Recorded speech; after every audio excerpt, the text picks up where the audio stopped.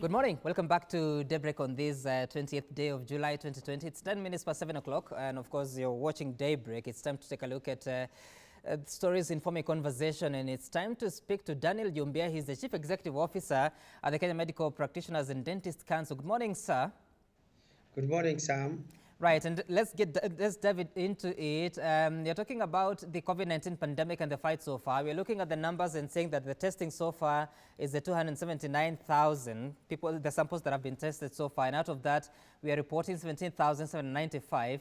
But Mr. Yumbya, when you look at that figure, majority of these infections are in Nairobi, and Kenyans are wondering, is it that the country has managed to contain the virus within Nairobi, or is it a fact that not so many tests are being conducted outside Nairobi? I think there are two approaches to this, Sam. One, Nairobi, the testing is very, very intense. I must say that we have the multi-agency team, which is trying to do a lot of contact tracing. And there is also the Nairobi Metropolitan, which has established various testing sites.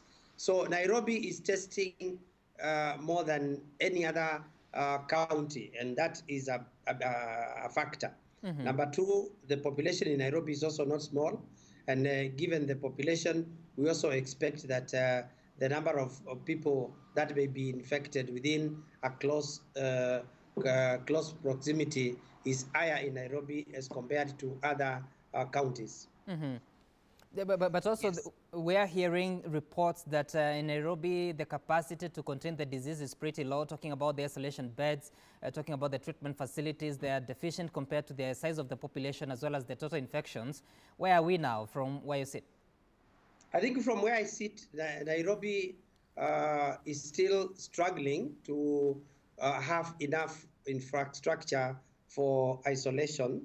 The national government started by establishing Kenyatta University Teaching Referral Hospital, which has got about 360 or 50 beds, and Bagathi, which is a branch of Kenyatta University, Kenyatta National Hospital. Mm-hmm. Were it not for these facilities, I would say that things would be very bad in Nairobi.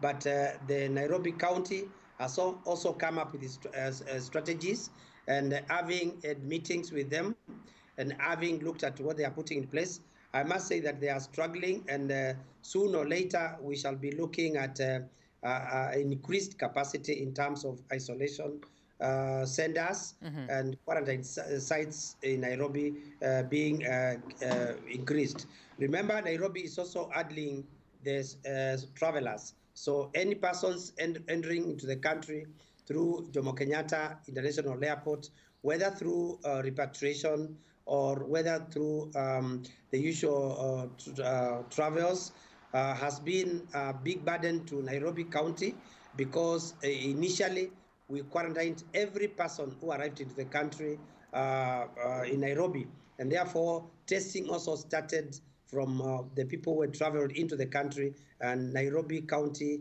really has aided from the word go. Mm-hmm.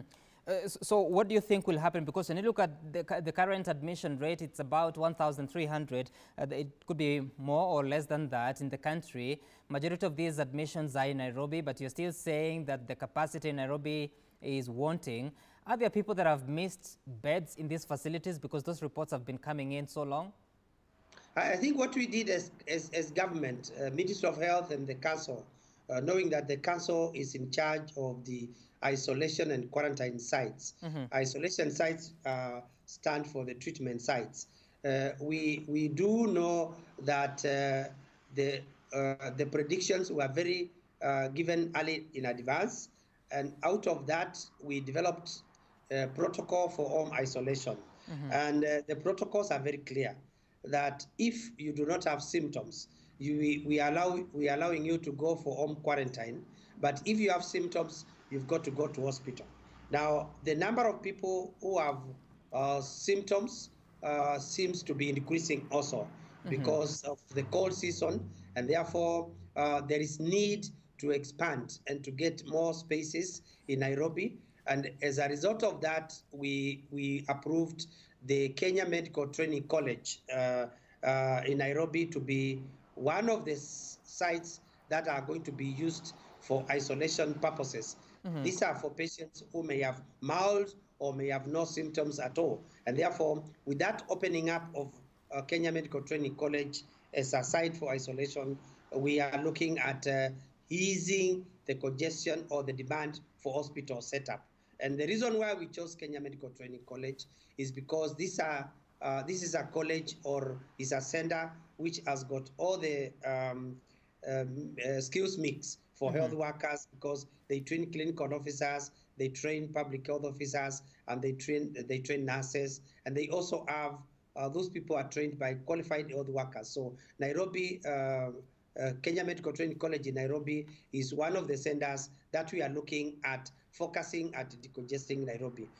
With the presidential directive yesterday that the Minister of Health is given now power to approach institutions of learning or non-health institutions and convert them into isolation sites. That is something that we had already done a survey, and we had identified a number of schools that we will now have to send our teams to go and assess and find out whether we can convert some schools into isolation sites, because they do have the infrastructure that can be used for ease of conversion. And therefore, but Mr. Yumbya, so you might do that because the president said that you can identify institutions as well as a stadia. But even if you have the capacity in terms of beds and space, you still have you still need healthcare workers. Do we have that now that can actually spread out to such kind of places? I think I will go to another area where we've got teams that have been constituted by the Cabinet Secretary for Health, ended by Dr. Eva Jenga, the chair of the council, and I'm coordinating the secretariat work for the teams. We have divided the country into 11 clusters, and each cluster has a number of counties. And we have teams with the technical head or the team leader, supported by a team of technical experts selected from the medical field, and they are supported by other technical assistants or field officers who are working together with the county health management teams. And the county health management teams have identified their county directors of health to work with these teams. And what are we checking? Because this is also something that people need to understand, that we are looking at the infrastructure on the ground to see each facility that has been identified by the county, because we are not going to look at possible establishments. We are looking at existing infrastructure setup that has been identified by the county. And number two, we are looking at the equipment that's available in that facility. Three, we are looking at infection prevention control and water and sanitation. We're looking at human resource, and that comes to your question. So we are assessing the human resource component. Do we have the public health officials who are required in every setup? Do we have nurses? Do we have doctors? And then we are now looking at case management. How are they managing those cases, or how prepared are they to manage cases that come up out of COVID? And then the capacity building, are they getting adequate training?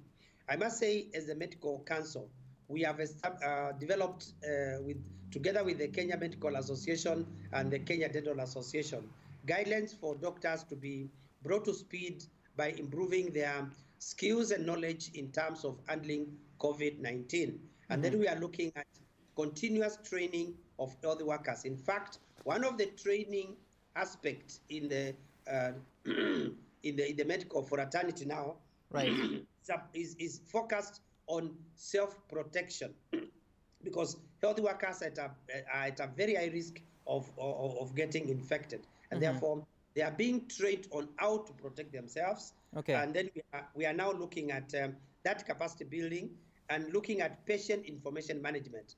Patients need a lot of information, and here I need a minute to explain. It looks like coming out of what the president said yesterday, everybody has a responsibility to take care of themselves. And therefore, we want to have a change of attitude from where people think that they are putting on or they are wearing masks simply because they don't want to be arrested by the police, or they don't want to be looked at negatively by their colleagues. Wearing a mask is a personal responsibility. Mm-hmm. As a council, we did develop the Patient Rights Charter, and this is a charter that gives patients their responsibilities, and it also gives them their rights. Right. And in as much as is a document that talks of patients' rights, it gives them a lot of responsibilities. And I want to appeal to Kenyans to know that besides having a right to get quality health care, which is provided for in the Constitution, they also have a responsibility to ensure that when they fall sick, they go to hospital in a timeous manner. We have witnessed situations where persons who go for testing, I'll combine these 2 points. People go for testing for COVID, they test positive, and there is a lot of denial. They don't accept that they are positive, and therefore they now probably go to the tests are not correct, instead of saying, if this is the situation, what should I do? So I'm appealing to Kenyans, when you go for testing, and I appeal for those who are carrying out tests to spread them across the counties, so that we do not just concentrate in Nairobi alone, and Mombasa and Busia, these hotspot counties, and Kajiado, that I'm appealing to. Mr. Yumbya, that's an important conversation, because when you look at the numbers, and I'm looking at the statistics of Sunday, the 26th, you'll see that in Nairobi, the samples that were tested were 3,222. If you look at Mombasa, it was 1,015. But apart from Busia, that had more than 500, all the other counties had way below that, including a county like Marsabit that had only one sample. So, like I said, there could be an indication that the numbers of COVID-19 cases in the country could be misleading, because the testing is not equal. So how exactly is the government, yes, you're appealing to those doing the test, but how exactly is the government making sure that we can strategically test to detect and isolate and control the spread of the pandemic? Thank you. Yeah, I saw the data for Sunday.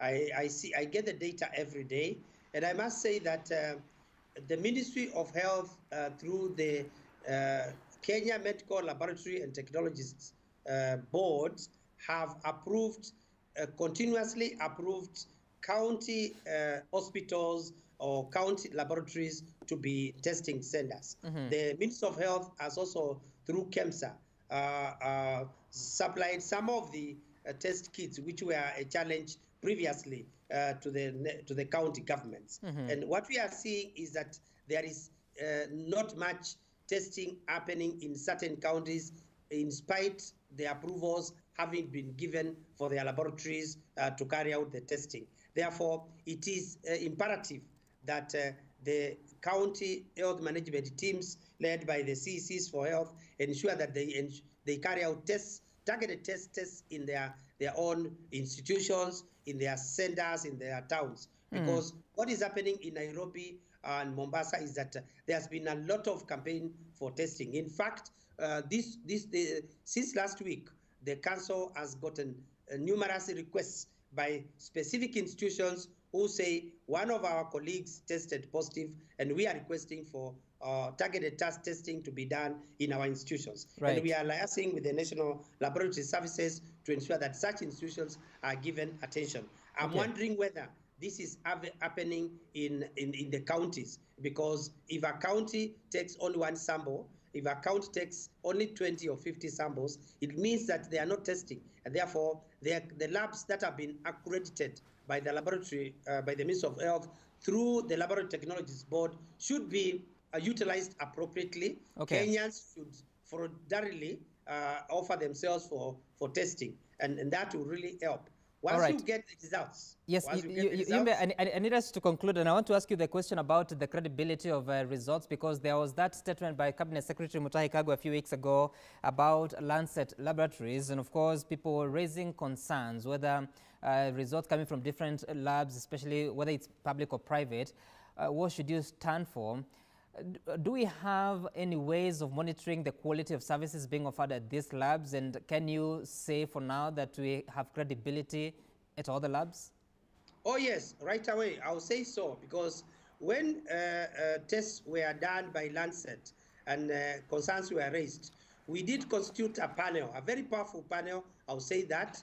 We got somebody from KEMRI, Professor Matilu. We got somebody from the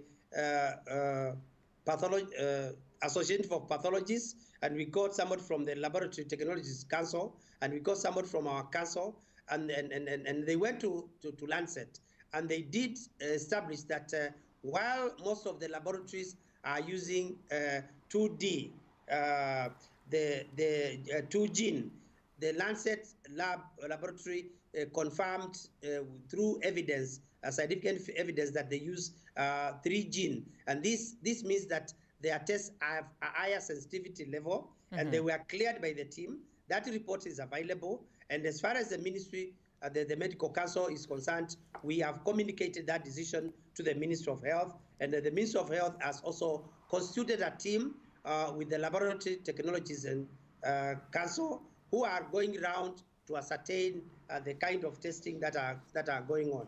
I think. And so, Yumbya, if this information is available, why would we have such confusion to the extent of a cabinet secretary communicating to the country, even asking them to shun such a laboratory? Why do we have this confusion?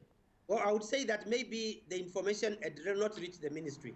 That information has since been communicated, and the ministry has since directed that a team should go to both public and private and establish the situation on the ground. And I'm sure once all that is completed, the cabinet secretary will be able to give further direction towards regards the matter. All right, Daniel Yumbya, the Chief Executive Officer at the Kenya Medical Practitioners and Dentists Council, thank you so much for speaking to us to talk about the strategy to test, trace, and treat in as far as the pandemic is concerned. So we hope that more effort can be put to ensure that more testing is happening in the counties to isolate, detect and isolate those that may be positive among the population. We take a short break here on Daybreak. On a return, we'll be reaching out to the control of budget. Dr. Margaret Nyakango will be joining us to talk about the budgets in the counties and the challenges that have been reported in some of those jurisdictions. We'll be back in a moment.